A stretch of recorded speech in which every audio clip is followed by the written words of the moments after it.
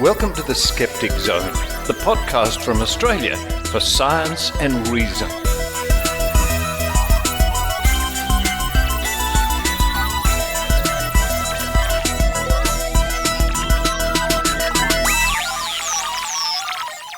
Yes, it's the Skeptic Zone podcast, episode number 902 for the 18th of January 2026. Richard Saunders coming to you from a very wet, looking out the window, very wet and rainy Sydney, Australia. Storms up and down the coast, and I send a special greeting to my friends along the Great Ocean Road in Victoria, where there have been terrible flash floods over the last few days. I hope you are safe, and I hope you are sound and warm and having a nice hot cup of tea. Coming up on this week's show, we're going to be looking at the life and times of Erich von Daniken. Yes, he of ancient alien fame, Chariots of the Gods, who postulated that gods were really aliens. Or maybe aliens were gods. I'm not sure. That ancient people would be minding their own business, just doing stuff. And space aliens decided to drop in for the day and say, why don't you build a pyramid? Or here's some technology you could use, or whatever the case may be. Of course, there's no evidence any of this happened. It's a bit of fun in pop culture.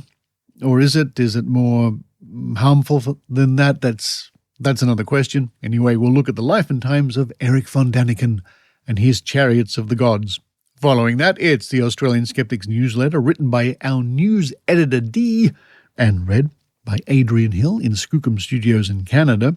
And then after that, we're going to be looking at a website called Mamamia, where it's normally not bad advice for women. They've got a podcast too, and it's been going for many years. But sadly, every now and then, they succumb to superstition and magic and trash, as in psychic readings and astrology and stuff like that. Anyway, we're going to go over there and see what was published on their site a year ago, Predictions for 2025. How accurate were they? And how accurate was the so-called psychic they used? I wonder if there's money in the psychic game. And to round off the show, talking about psychics and such, the prophecies of Nostradamus. He's back again. Oh yes, what are his prophecies for, well, years past, decades past? We're going to do a retrospective. But if you look up online, if you go to Nostradamus and you type in any year afterwards, you could probably find what people said were coming, what was coming up, according to Nostradamus. I mean, in 2026, I'm sure there's lots of things according to Nostradamus coming up. Maybe he's going to predict my lunch later. I don't know. You probably can't hear it, but the rain is just bucketing down outside the studio. Wow. It's so dark and grey for this time of the morning too. Now, before we get stuck into the show, I'm going to add a link in this week's show notes. The Therapeutics Goods Administration is reporting the conviction of a woman for selling a substance which we've mentioned on the Skeptic Zone before, which I can't mention by name simply because if I do that, then YouTube, when the show goes on YouTube, the algorithm picks up the word and blacklists the episode, puts a bad mark against the channel. So I'm not going to risk that. I've been trying to circumvent that. I've been trying to argue my case, but it's hard to argue against a bot, to be honest. However, go to the Skeptic Zone homepage and you'll see all the information, a link to the press release. But if you want to know the name of the substance I'm talking about so you can Google it, it's a color which is very dark. Oh, very dark color. And maybe, as we like to think on the Skeptic Zone, that science and reason will be the salvation of us all. The first part of that word. Now, I'm sorry to beat around the bush. I can't mention the name. If I do, it's just a nightmare trying to argue with YouTube, and I run the risk of having the channel taken down. But needless to say, this is a quack product. It's a dangerous product, and it's often marketed by alt-med people under the guise of this is the product that the government don't want you to know about. We're being suppressed. Big Pharma can't make money out of this product, yada, yada, yada, yada. Anyway, now it's time for me to run downstairs, have a nice warm cup of chocolate milk. Why not? Hot chocolate. While I do that, I hope you enjoy the Skeptic Zone.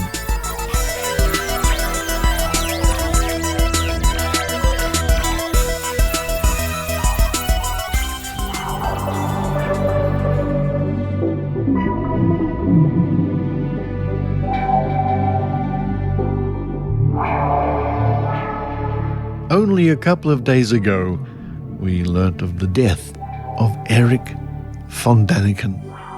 Erich von Daniken was born in 1935 and he died on the 10th of January 2026. He was Swiss and is known primarily for his opinions and books, including Chariots of the Gods, published in 1968, which postulates that our ancestors in ancient times, the Egyptians and so on, were influenced by aliens.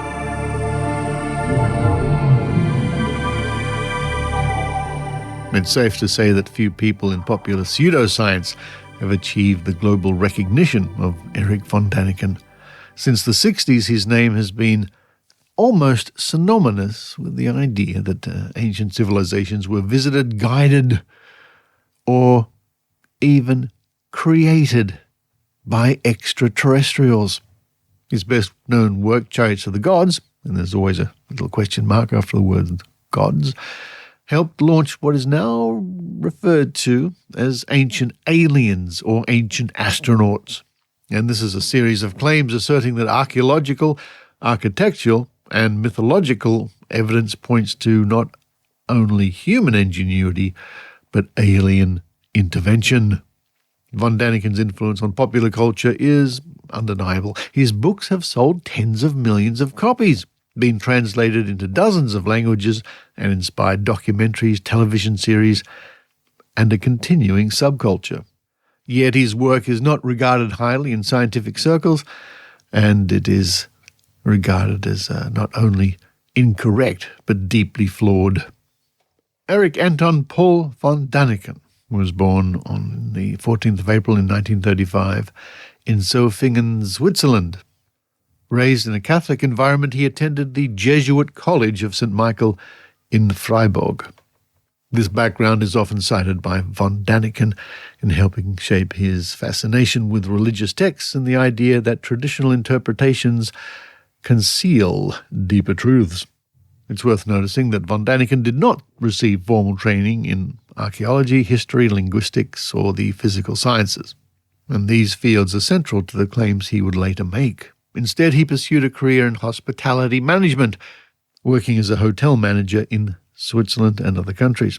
His professional background would later become relevant, not as a disqualification in itself, but because von Daniken frequently presented himself as a kind of an independent researcher, while lacking grounding that professional scholarship demands. Now, there were legal problems for von Daniken before he achieved his fame. In the 1960s, he was convicted of fraud and embezzlement, involving falsified records and misuse of funds. He served time in prison. While supporters argue that these convictions are irrelevant to his ideas, critics reasonably note that they raise questions about his relationship with evidence, documentation, and credibility, especially giving recurring accusations that he misrepresented sources. Now, an overview of the period in which von Daniken achieved his early fame is the 1960s and the 1970s. The space race and the Apollo moon landings were a big thing. The growing fascination with UFOs and extraterrestrial life, that really started in the 40s and the 50s, but certainly by the 60s and the 70s it grew. And there was a popular interest in alternative histories, tapping into public curiosity. In this climate, the idea that ancient humans were influenced by visitors from the stars felt, to some at least, plausible. Von Daniken's work resonated with readers who were eager to challenge orthodox explanations and who found conventional archaeology slow, cautious, and uninspiring. The book Chariots of the Gods, published in 1968, which in German was called Memories of the Future, Erinnerung an die Zukunft, was the gateway for fame for Erich von Daniken. The book postulated that ancient monuments, such as the Great Pyramid of Giza and places like Stonehenge, Machu Picchu, and the Nazca Lines, were too advanced to be built by ancient peoples alone. Ancient myths and religious texts were misunderstood accounts of extraterrestrial encounters. Gods, described in ancient cultures, were, in fact, alien visitors with advanced technology. And of course, like many others, von Daniken used leading questions, inviting readers to share his conclusions, such as, is it possible that, could it be that, were we wrong, and in fact, etc. This technique, although effective, is problematic from a scientific perspective. It invites speculation and draws conclusions. It's almost begging the question. Now, one of the oft-cited claims from von Daniken was that ancient humans could not have constructed monumental architecture without extraterrestrial assistance. This argument relies heavily on the argument from incredulity, the idea that because something seems difficult or mysterious to a modern observer, it must be impossible. I don't know how it worked, therefore aliens. Modern archaeology has demonstrated repeatedly and in detail how structures such as pyramids, temples, and megalithic sites were built using human labor on a massive scale, employing simple but effective machines, ramps, levers, rollers, and sophisticated knowledge of geometry, astronomy, and materials. All of these our ancestors in certain parts of the world had. Von Daniken routinely ignored or dismissed this evidence, often without engaging in it directly. Worse, his claims frequently implied that ancient non-European cultures were incapable of engineering achievements, a stance that critics argue borders on cultural chauvinism or implicit racism. The idea that people in this particular part of the world simply could not have had the intelligence to work something out. Von Daniken also reinterpreted religious and mythological texts such as the Bible as a literal description of ancient technology. Chariots became spacecraft. Divine light became laser beams. Angels became astronauts. Now, when we look at something like the Nazca Lines in Peru, von Daniken famously suggested that the Nazca Lines were ancient landing strips for alien spacecraft. Archaeologists have since demonstrated that the lines were created using simple surveying techniques. They are best understood in ritual, astronomical, or cultural contexts. There is no physical evidence of heat, compression, or technology consistent with spacecraft. Indeed, the late Joe Nickell did a lot of research into the Nazca Lines and demonstrated how large pictures could be drawn in a desert area. No advanced technology needed. Von Daniken later softened his claims, but the original assertion remains one of his most cited and most debunked ideas. The most serious criticism of von Daniken is not that he asked unconventional questions, but he consistently violated basic principles of critical inquiry, like cherry-picking evidence while ignoring contradictory data, misquoting or misrepresenting sources, failing to revise claims meaningfully in the light of new evidence, presenting speculation as probability and probability as fact. Despite overwhelming academic rejection, von Daniken's books continued to sell. He went on to publish dozens of other follow-up books to Chariots of the Gods, and founded the Ancient Astronaut Society, later renamed AASRA, and he became a regular on television documentaries, notably Ancient Aliens. This popularity reveals something important, not about ancient history, but about modern audiences. Von Daniken's works offer a sense of cosmic significance, a challenge to established authority, a narrative where mysteries are explained quickly and dramatically. In contrast, real archaeology is slow, uncertain, and often unsatisfying to non-specialists. Now, with Ancient Aliens, the TV series, Von Daniken's ideas reached a new generation.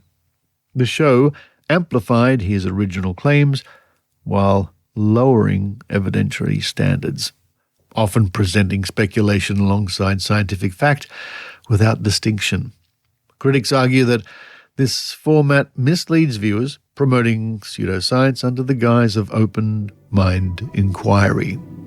And we can also add there that business is business, and television outlets and cable outlets and streaming outlets are a business. And if a show is popular for whatever reason, that's good business.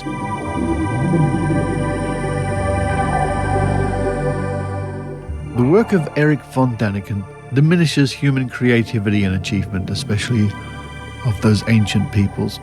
It undermines indigenous histories by attributing them to outsiders. It fosters mistrust of legitimate science and scholarship. While belief in extraterrestrial life is scientifically reasonable, belief that aliens built ancient civilizations is not supported by credible evidence. Von Daniken also reached a wide audience in the 1970s with the documentary Chariots of the Gods based on his books, and I will link to that in this week's show notes. And what's interesting is, of course, they could only compare the pictures as chiseled into stone and so on. They could only compare it to 1960s space technology. And I have commented more than once that the ancient aliens seem to be stuck in 1960s technology. Erich von Daniken was not a revolutionary thinker suppressed by academia. He was a popular mythmaker whose success depended on narrative skill rather than evidential rigor. His work thrived on unanswered questions, selective ignorance, and the human desire for wonder. But it collapsed under critical scrutiny. Ancient humans did not need help from the stars to build their civilizations. They needed only what they possessed: intelligence, ingenuity, social organization, and time. The story of humanity's past is not diminished by rejecting von Daniken's claims. On the contrary, it is made richer and far more impressive by recognizing that we did it ourselves. Now, I will also link in this week's show notes a documentary that has been around for, well, over a decade at least, called Ancient Aliens Debunked. Now, it goes for 3 hours, but it is a methodical takedown of most claims made by the Ancient Alien Brigade. Even though I seem to remember the author, the documentary maker, is a fundamentalist Christian who I think believes in Noah's Ark. It's a strange world. The late, and in certain circles great, Erich von Daniken. He will certainly go down in the annals of pop culture and UFO history.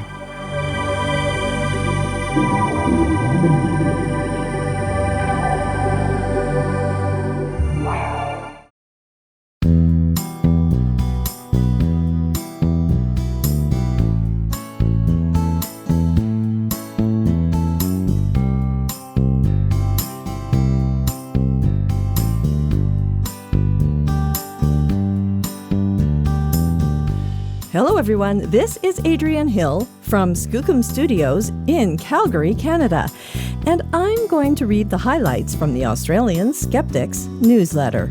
This is newsletter number 238.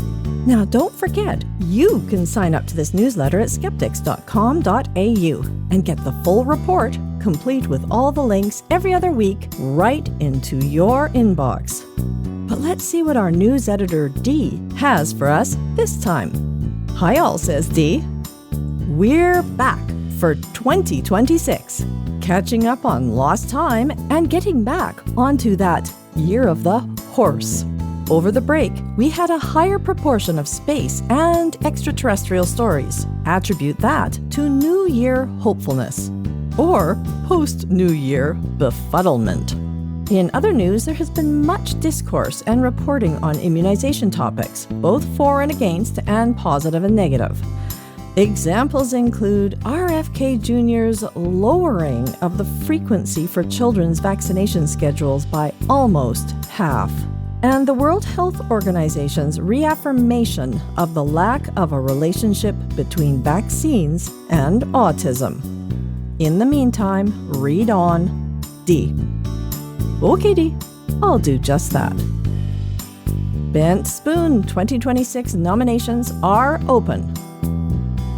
If you have a burning nomination for the perpetrator of the most preposterous piece of paranormal or pseudoscientific piffle, you can forward them to our nomination page.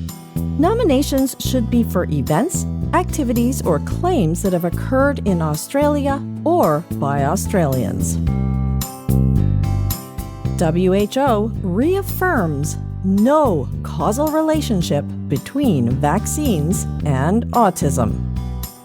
A new analysis from a World Health Organization Global Expert Committee on Vaccine Safety has found that, based on available evidence, no causal link exists between vaccines and autism spectrum disorders. Also, tangential benefits to disease prevention by vaccination. While repeated analysis of vaccine immunizations do prove that they provide a greater immune response to many infectious diseases, recent discoveries also show they reduce susceptibility to chronic diseases such as cancer, cardiorespiratory diseases, and dementia. U.S. Capitol Hill skeptics push back against UFO documentary. The Age of Disclosure, a 2025 documentary that claims to expose extraterrestrials once and for all, was given a screening at Capitol Hill, the U.S. seat of government. However, many of the more astute remain unconvinced. Back copies of The Skeptic are available free. We're having a clean-out of back copies of The Skeptic magazine, the Australian version, from the last 10 years or so. If you're interested in catching up on one or more copies of the printed version of the magazine for free, send us a message at nsw@skeptics.com.au and we'll let you know what's available. Skeptics in Action. If you have any ideas for stories or want to contribute to Skeptics communications, such as our Facebook page or other social medias, or just have something you want to get off your chest, then you're welcome to get in touch. News leads should be sent to newstips@skeptics.com.au. Comments and suggestions should go to editor@skeptics.com.au. Items of interest. Yuri's U.S. military solution. In a bid to become the U.S.'s 51st state, Uri Geller offers up his island to the U.S. president as a location for a new military base. Having covered the notable psychic before, we admit to having been contumelious towards him, but we commend him on providing an actual solution to the recent Greenland debacle. Haunted homeownership. For just 1.9 million Australian dollars, you can own Australia's most haunted house, Monte Cristo Homestead. Just in case you wanted to own a piece of history or perhaps keep some captive souls for yourself. Admittedly, it could use some spirited restoration. And the grass could do with some watering. Silly story of the week. Yetis and other cryptids blamed for mysterious noise in Cincinnati. Quote, whirring, oscillating, going up and down, like a siren, end quote, which is a comment given to the 12 News Network in reference to a mysterious and loud sound heard across Cincinnati near the Union Railroad. Of course, as soon as there's spooky auditory phenomena, everyone becomes a cryptozoologist. There is obviously no other explanation. At a rail yard. Story of the week. Sky News makes an astronomic whoopsie. Perhaps not newsworthy, and apart from interviewing Avi Loeb, a fringe speaker and sensationalist in the UFO/alien/science world, but calling astronomers astrologists, indicates the level of literacy among the caption writers who's working on the program and or the network at Sky. Well, that's all for the newsletter this week. But before I leave, I want to clarify a word that I used at the end of the last newsletter in episode number 898. Flashers. Now, this is a word I commonly use here in Canada to indicate hazard lights on a car. Of course, I am aware of the other meanings, such as when a person exposes themselves indecently. So I can only imagine the giggles I may have caused when I said, quote, the visibility eventually improved to continue on my journey, crawling along at 40 kilometers per hour with flashers on, like all other drivers, end quote. And no, I wasn't exposing myself to others because visibility was poor, nor did I have a person exposing themselves on the car. Nor did anyone else display that kind of flasher on their car. I did get quite the response from Richard, however. Quote, flashers? Never heard that one. We would call them hazard lights, end quote. However, I will argue that my usage is quite sound. If you look up flashers on Merriam-Webster.com, it states, in order, quote, flasher, noun, one that flashes, such as A light, such as a traffic signal, or automobile light that flashes to catch attention. B, a device for automatically flashing a light, as on a vehicle. C, an exhibitionist who flashes, end quote, whom I hope is at least wearing a toque since it is cold out there today. Until next time, this is Adrienne Hill from Skookum Studios in Calgary, Canada.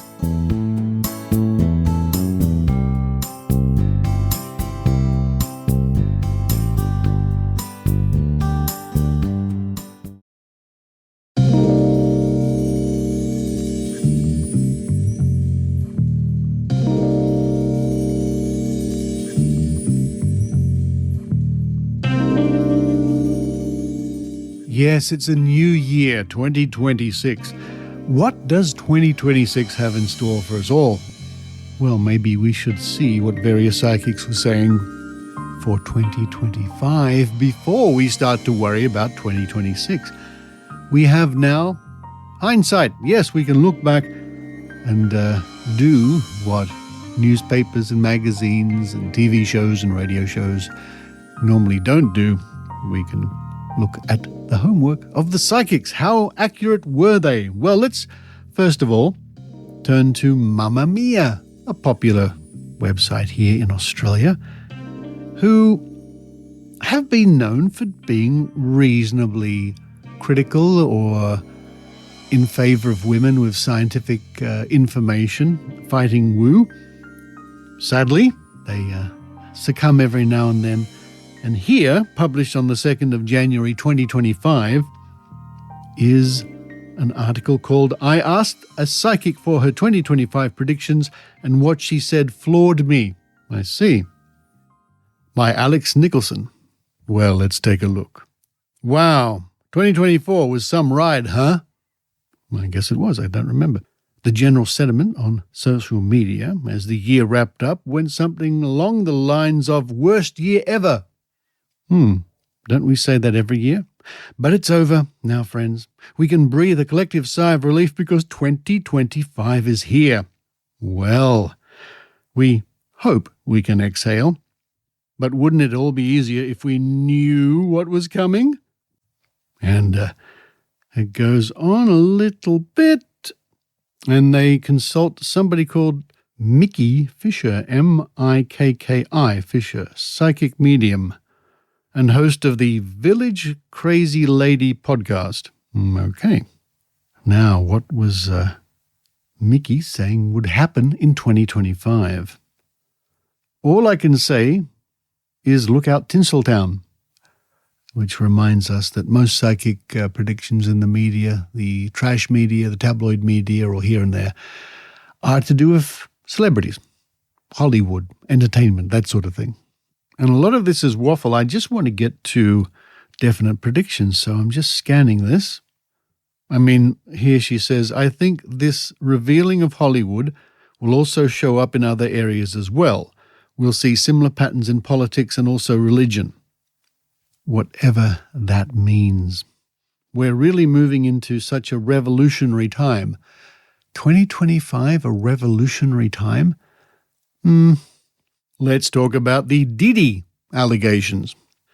And this, of course, is Sean Diddy Coombs. And Mikki is saying there's more to come this year, 2025.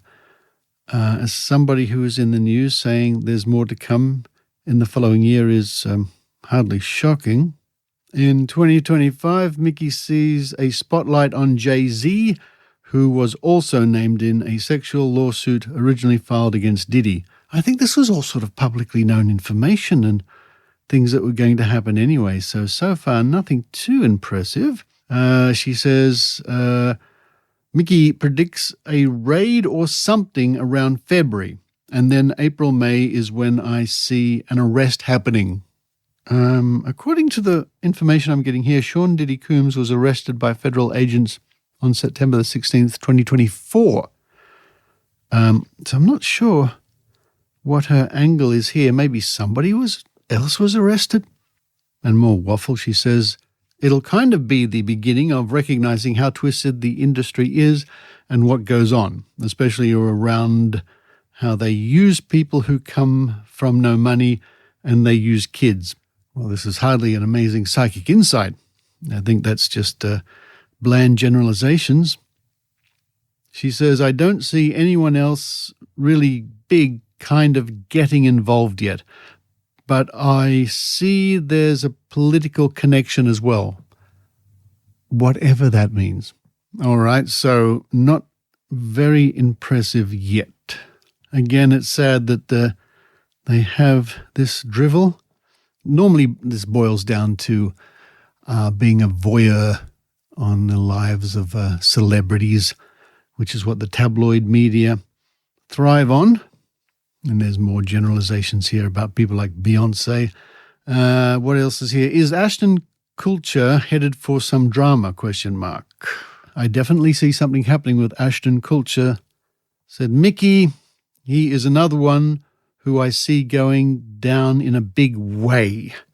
I feel like it's more in the middle of the year, and I see it being for something a bit different. What does that mean?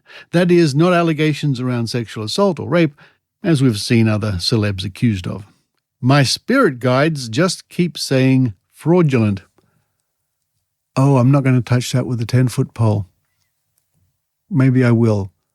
Your spirit guides are crying out fraudulent? I think you should listen carefully. However, let's be fair, let's have a look. According to Wiki, in 2025, Ashton Kutcher is focusing heavily on his successful tech investments, maintaining a large net worth, around $200 million, while navigating increased media attention and a quieter acting profile. Key aspects of his life in 2025, and there's nothing particularly amazing standing out. It's just his activities and his business interests and possible acting endeavors. So, yeah, a bit of a bland year for him, which is probably a good thing. Well, let's get on to another prediction here to do with another celebrity. The next one is Taylor Swift, and I wish Taylor Swift every success. I think she's a terrific artist, and she makes millions of people around the world deliriously happy. And how good is that? Anyway, last year, let's see. Sorry, Swifties. While Taylor Swift and Travis Kelce's romance has been a gift since they hard landed, Mickey doesn't see it lasting the year. And according to Wiki, because with apologies to Taylor Swift, I don't keep up to date with her personal life, especially according to Wiki, Taylor Swift and Travis Kelce are still together. And I'm sure I didn't have to tell the Swifties out there that information. So I don't think it's really worth endeavouring much more with this prognosticator. Who was it again? Mickey, not Mickey Finn. Mickey Fisher has to say so far it's just been wrong or just vagaries or... Oh, here we go. What's going on with the royals? I see the royal family having a moment of being exposed, says Mickey. Very on brand for 2025, apparently. I see there being this real recognition of smoke and mirrors of things. And goes on to say, and she even hinted at some sort of connection to the Pope. All right, that's a bit vague, but King Charles and Queen Camilla did visit the Vatican to see the Pope in 2025, so there you go. But she added, it'll be something that comes out on social media rather than a big world-shattering reveal. It will be a trickle, she said. Well, of course, the news revolving around the former Prince Andrew was quite monumentous, and it was hardly a trickle, but it was big news. But every year, I think there's some major news item connected to the royal family. What does she have to say about the king? Mickey says towards the end of the year, she sees him becoming too sick to continue his role as king. Well, I saw the king the other day on the TV and he looked okay. And she's not convinced it will be Prince William who steps up. It seems like it's obvious that the crown will go to William, but for some reason it feels like it's maybe not him, which is also interesting. Or who does she think would succeed the king? I mean, if Prince William doesn't, for whatever reason, the next in line would be Prince George. But this is a common theme. We found this in the Great Australian Psychic Prediction Project.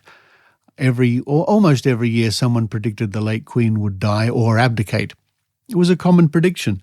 And they would also indicate that our present king, King Charles, wouldn't step up to be king. It's just run-of-the-mill stuff. Maybe she was reading the Great Australian Psychic Prediction Project to get her inspiration. Okay, we'll continue with Mickey. I was going to give her away, but why not? Things get chaotic in the US, she says. Now remember, this was after the election of Donald Trump for the second time, but before he took office. So to predict things would get chaotic with Donald Trump as president, paint me skeptical. I just don't think that's a startling prediction. I think if things didn't get chaotic, that would be the prediction.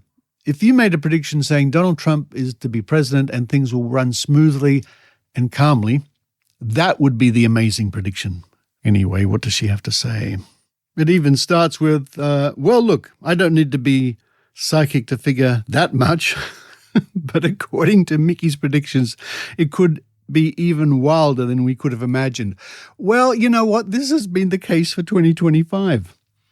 In 2025, I kept thinking that month after month when something crazy would come out of the US, some news for the Trump administration.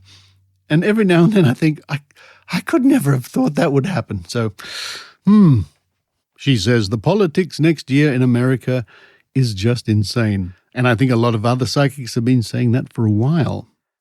And she says it's almost like the inauguration of Trump is stopped in its tracks. It doesn't come through. It's like something stops it. And then I saw him being arrested, which is the first time I've ever seen that. But the guides or spirit or whoever are not giving me much more information. Well, what use are they? Honestly, sack them. And you get these psychics who say, spirit is telling me this, spirit is telling me that. They're often very vague, these spirits. Sack them. Get rid of them. I mean, put an ad on Facebook Marketplace or something. New guides wanted. New spirit guides wanted. Reasonable rates paid. Needless to say, Donald Trump was inaugurated as the president in January without incident, although it was a slightly unusual one. And locally here in Australia, in 2025, there was a federal election which the incumbent party, the Labor Party, and the Prime Minister won comfortably. In fact, I think it was a landslide. And what does Mickey have to say? She is indicating here, and I won't read it all, the potential appointment of a Liberal Party back into government. No, nothing like it. Completely wrong. And she ends with some predictions about technology, but I think we've had enough of Mickey. Sadly for Mickey, this time around, or last time for last year, 2025, her predictions were way off. And I don't think she even scored a Saunders number of 11% correct. Maybe it's worth going through in more detail. I don't know. Anyway, you might want to look for yourself. All you have to do is go to Google, type in Psychic Predictions 2025, and in your country, maybe, or your state, Psychic Predictions for Canada 2025, something like that. And my tip is when you find something published online, use the Wayback Machine. Put in the URL into the Wayback Machine, and that's a wonderful resource for us all, and click on the page as published at the beginning of 2025 or right at the end of 2024 to get a better idea of what was said.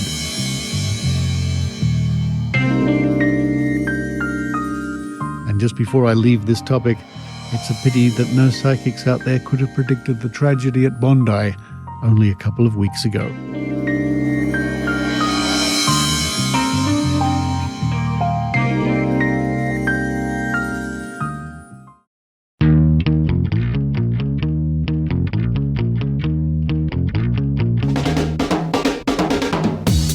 Hang on here, what's going on? Someone's asked me to pay in gift cards. It's a scam, full stop. Fake ATO, police, utilities demanding iTunes or Google Play cards for urgent payment. How it works. There's a call or a message. You're going to be arrested. They say gift cards are the safest method. You buy them, send codes, they redeem instantly. Your money gone. What makes you vulnerable to this? Authority fear. Arrest threat creates panic. Time pressure, act now. Embarrassment keeps you quiet. That silence is what they count on. How to avoid it. Simple rule.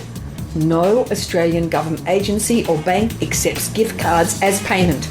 The ATO doesn't want iTunes. If you hear gift card payment, hang up. To learn more, listen to the latest Why Smart Women podcast. Otherwise, have a safe, scam-free 2026.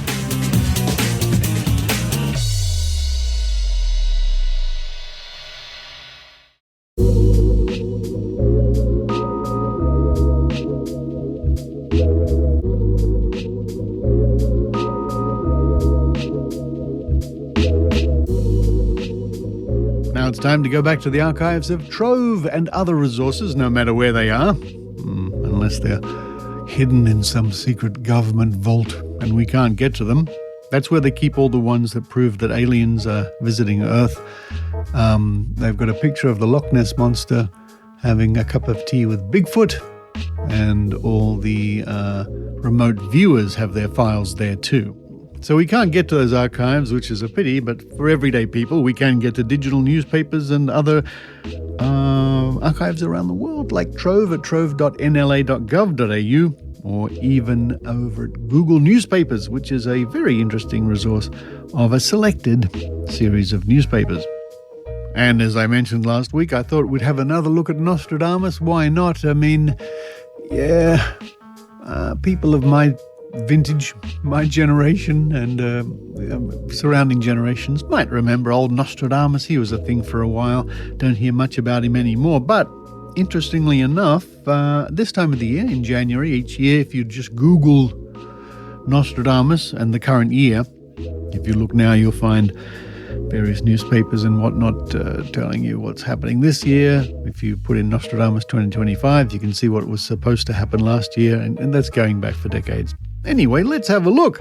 Of course, he might have been on the money somewhere along the way. Don't know. Well, let's start with the Evening News, a paper from the New York area, dated the 26th of July, 1973. And this is by a correspondent. It's a letter to the editor under the column called As Others See It. And this correspondent is John Dunn from Newborough. And it's even got his address. And since this was well over 50 years ago, well, the address is irrelevant anyway. So what does Mr. John Dunn from 1973 write about? Dunn, like Nostradamus predicts, sees city as super parking lot. To the editor. Nostradamus, in his predictions, didn't forget how portentous doomsday is. To begin with, he leaves us one prediction as a token in our behalf. A movement shall arise for the suppression of armament and war. War itself will become so terrible that nations will achieve peace through fear of universal death. And he goes on, in the year 7000, the sun will destroy the earth. Oh, that's disappointing. And resume its undisputed way. And, quote, when the year 7000 is reached, the judgment day shall pronounce, and the dead shall rise out of their graves, end quote. There'll be a lot of dead before then. To further quote, in the year 2025. Well, what happened last year? By ritual China, having completed her industrial and economic expansions, will absorb almost the whole of northern Russia and Scandinavia, end quote. I think people in that area, that region, have other things to worry about right now. A tremendous world revolution will take place in the year 1999, according to Nostradamus, with a complete upheaval of existing social orders preceded by worldwide wars. And in 1999, as the old century is about to expire, between November 23rd and December 21st, the climactic war of wars will be unleashed. It seems Nostradamus contradicted himself along about here somewhere. Nostradamus, a confirmed Catholic and a firm believer in the infallibility of the Church, levels a blast of condemnation at Martin Luther, whose appearance divided the Christian world into innumerable sects. I can make a prediction of my own. If we don't stop fiddling around with the urban removal and get some urban renewal going, Newborough will have the distinction of being the only super parking lot along the Hudson River. John Dunn.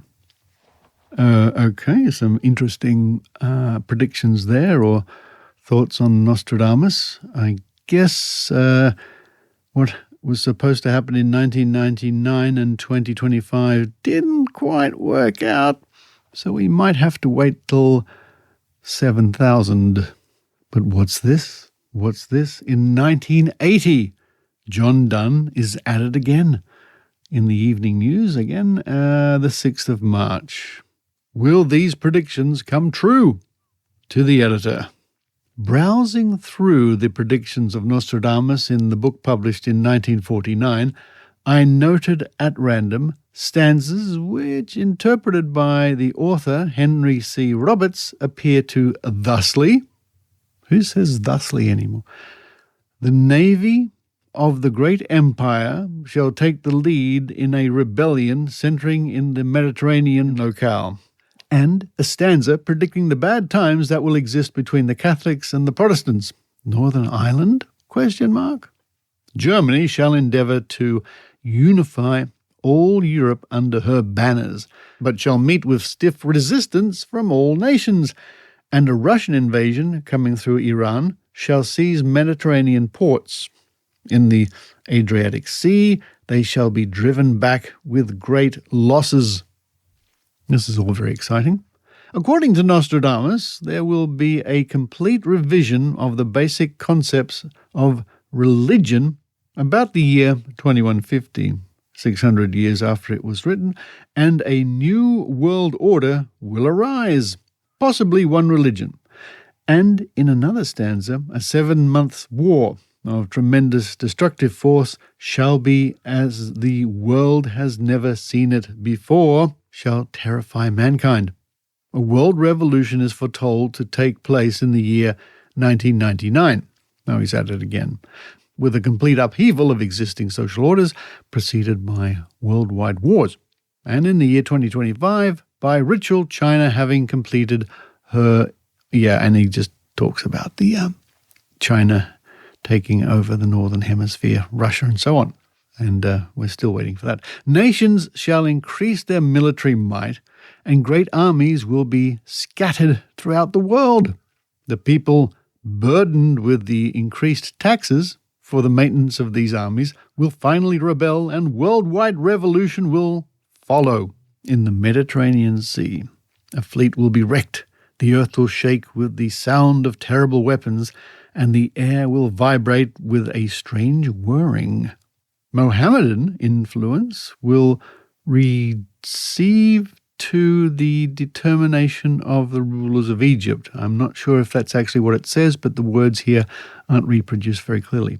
The new mouthpiece shall desert to the victor and shall be commissioned unto him. Okay. John Donne, Newborough. I guess they published this stuff because it was half interesting and half silly. I don't know. Will these predictions come true? Is the heading. I suppose this man, judging by the style of writing, was one of these people who was just obsessed Nostradamus and predictions and that sort of thing, which is fine for a hobby. Why not? And finally, from the year 1976 in the Lawrence Journal World, dated December the 3rd, and this is by Daniken Lloyd-Jones. Man's hunger to learn his future is as old as his brain, and those psychics, seers, soothsayers, and clairvoyants who claim to peer through the dark curtain of the unhappened are especially vocal and popular as each new year comes around. This was written 50 years ago, and it's absolutely true to this very day. I am, therefore, indebted to the New People's Almanac for an indexing of the output of famous mystical predictors, both dead and living. Granted, it's the grandfather of mixed metaphors, but some crystal balls have to be speaking with forked tongues. For example, one of the most fearless of the breed, who signs himself Criswell, has the world coming to an end on August 18, 1999. A black rainbow caused by magnetic disturbances will draw the atmosphere away. It seems we did miss out on a lot in 1999. On the other hand, seeress Jean Dixon has things jumping right along into the 21st century. In the year 2000, she claims, China will emerge as the dominant industrial power and will conquer all of Asia. But China will go down after the United States and its allies counterattack with nuclear blasts, radiation, firestorms, followed by pestilence. Maybe mankind would be better off with Criswell's rainbow. Clairvoyant Irene Hughes goes along with the idea of a climactic nuclear war, although she puts it between 1991 and 2000. Did that happen? Can we check that, please? But she can hardly wait for the more distant future. In 2026, the United States will come under an entirely new form of government, where citizens will, quote, be happy, freer, and full of goodwill, end quote. Ooh, I better contact my friends in the United States to see how things are going. And Jensen of Dallas said last year that 1975 would see the development of a compound to restore drug-ravaged mines. This blessing, if on the schedule, has not been announced. While not everything will be hunky-dory, 1976 will see a stock crash to beggar 1929. There will be no war in the latter part of the century, and in 2000, a woman will head a world government. Did that happen? Can we check that too, please? Thank you. Cataclysms involving a shifting of the poles seem to be popular. Criswell says in 1982, a dying planet, what's a dying planet, named Bulanon, will come close to the Earth, shifting the poles, causing earthquakes, volcanoes and tidal waves, and precipitating a 40-day snowstorm. The thought of animals, 2x2, skiing up to Noah's snowcat, is intriguing. Edgar Cayce, who died in 1945, saw the pole shift in 1988. Did that happen? Can we check that too, please? And a coffee? Yeah, thank you. And for some reason, Alabama underwater, whereas Ethel Johnson Myers is more cautious and says only that sometime between 2000 and 2500 the poles will change, causing the floods to be expected when the Greenland and Arctic ice caps find themselves under the equatorial sun. Not Alabama, but New York City will be rendered uninhabitable by high water in the next 5 years, according to Malcolm Bassent. Of course, the loans may still be floating. Exciting times are coming up. According to Criswell, this year the government will give practically all of New Mexico back to the Indians. And needless to say, I'm quoting the terminology of 50 years ago, which figures next year nearly all of the dairy cattle in Wisconsin will die of a new disease. Also, it won't rain anywhere for 10 months. And people will rush to the Arctic and Antarctic to get snow and ice. But there'll be good news too. A woman in Kansas, I think that's supposed to be, it says Pratt and then Can, will become a national heroine for some reason. I wonder what that could have been. One of the most celebrated prognosticators of yore was Mother Shipton, 1488 to 1561, who allegedly wrote a long poem predicting the automobile, telegraph, railroad, submarine, and airplane. Did she predict the internet too? Can you check, please? Thank you. Some unkind researchers now claim that the poem was written by an English editor, Charles Hindley, in the 1850s, when these wonders, if not already invented, were easily predictable.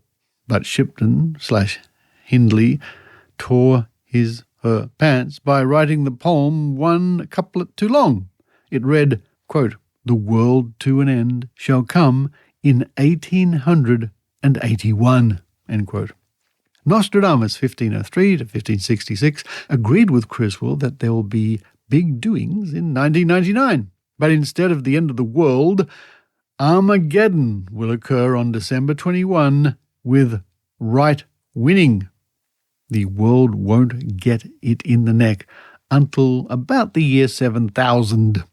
As to my own predictions for 1976, Détente pole will collapse, leaving us struggling beneath the canvas.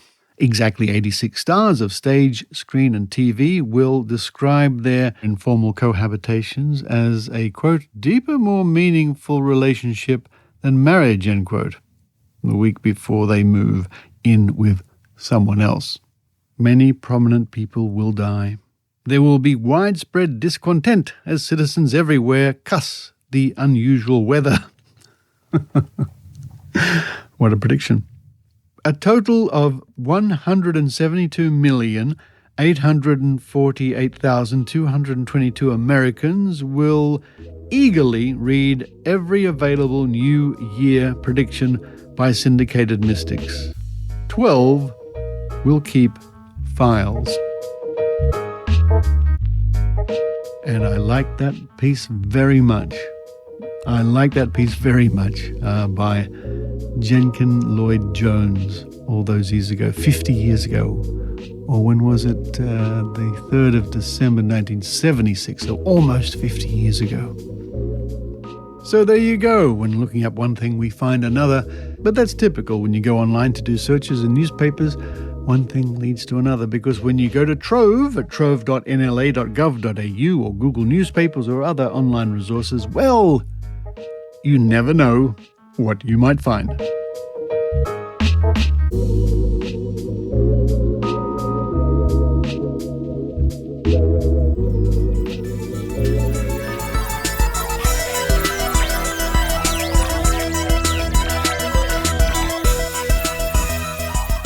Thank you for listening to the Skeptic Zone podcast, and thank you to all those people who subscribe and chip in via PayPal or Patreon.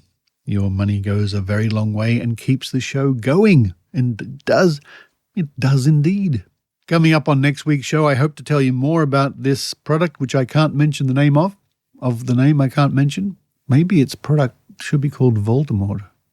Anyway, I'm writing a report about this, which I hope to have published very soon, and I will link to that in next week's notes, but hopefully by now or just after the show, you'll go to skepticzone.tv and have a look at the link for the official press release from the Therapeutics Goods Administration.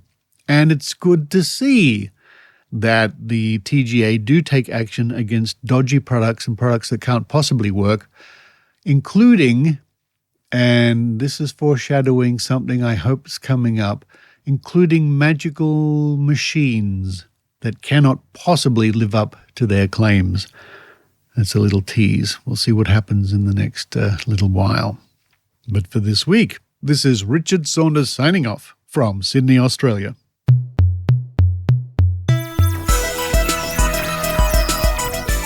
You've been listening to the Skeptic Zone podcast. Please visit our website at www.skepticzone.tv for episodes and show notes with links going back to 2008.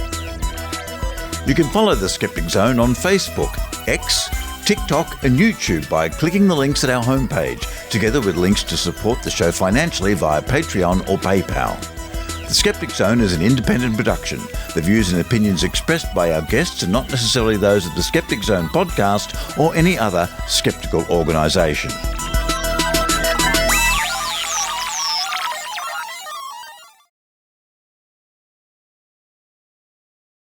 Having covered the notable psychic before, we admit to having been contumelious